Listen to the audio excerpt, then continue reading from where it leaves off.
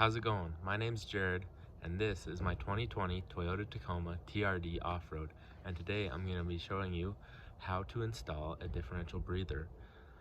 The differential breather that I have is one that I just found on Amazon. I just found all the parts, added them to my cart, and they were here in a few days. So let's take a look. So here's my Tacoma. I backed it up onto these little ramps so I could have better access to the differential, and I also took out my spare tire.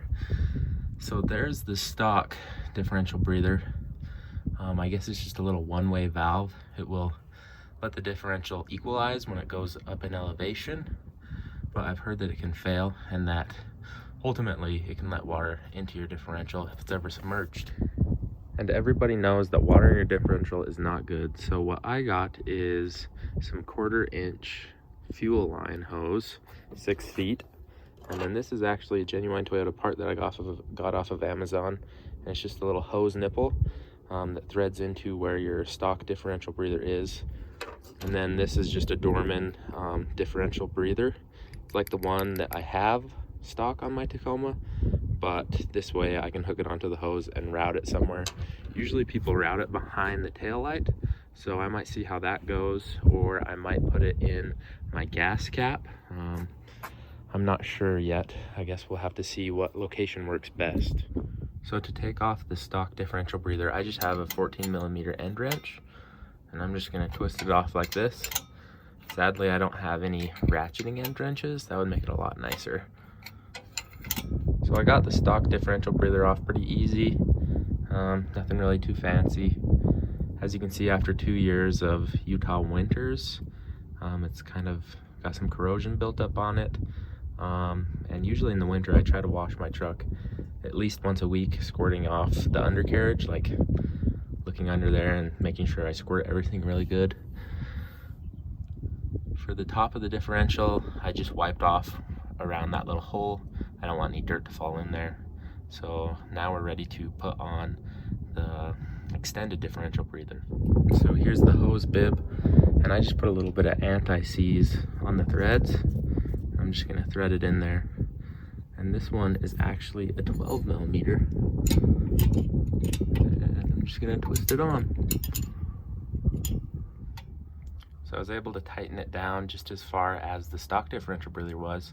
It gets kind of tight, don't wanna over tighten it and strip any threads. And now what I'm gonna do is I'm just gonna try and squeeze this hose on here.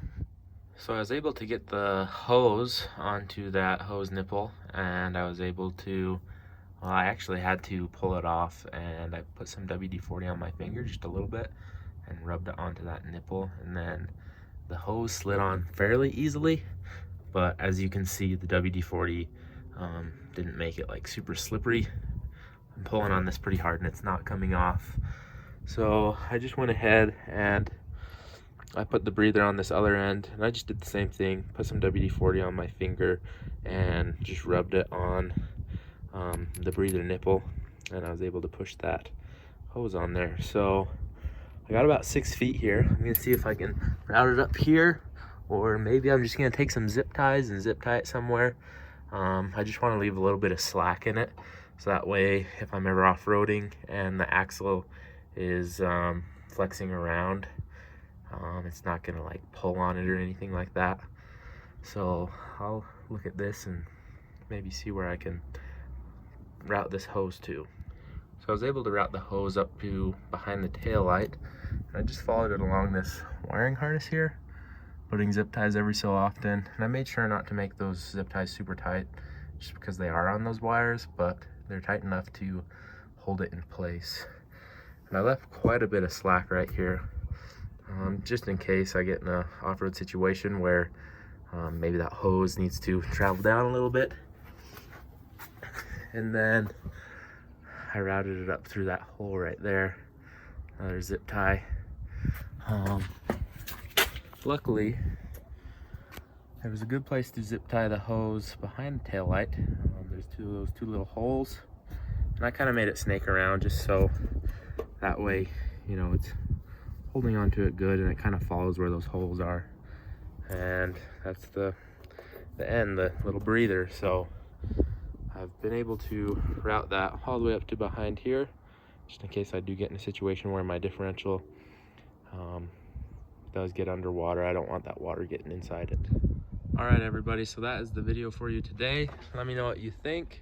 Again, that's the differential breather for my 2020 Toyota Tacoma. All those parts I got off of Amazon. It's really simple.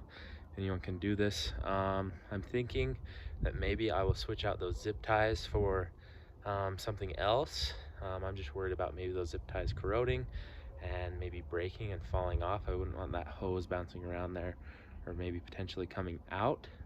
So I'm gonna look into some options. I know that on Amazon they offer a ARB little breather that you can drill to a spot on your truck, and then you can put that hose in it.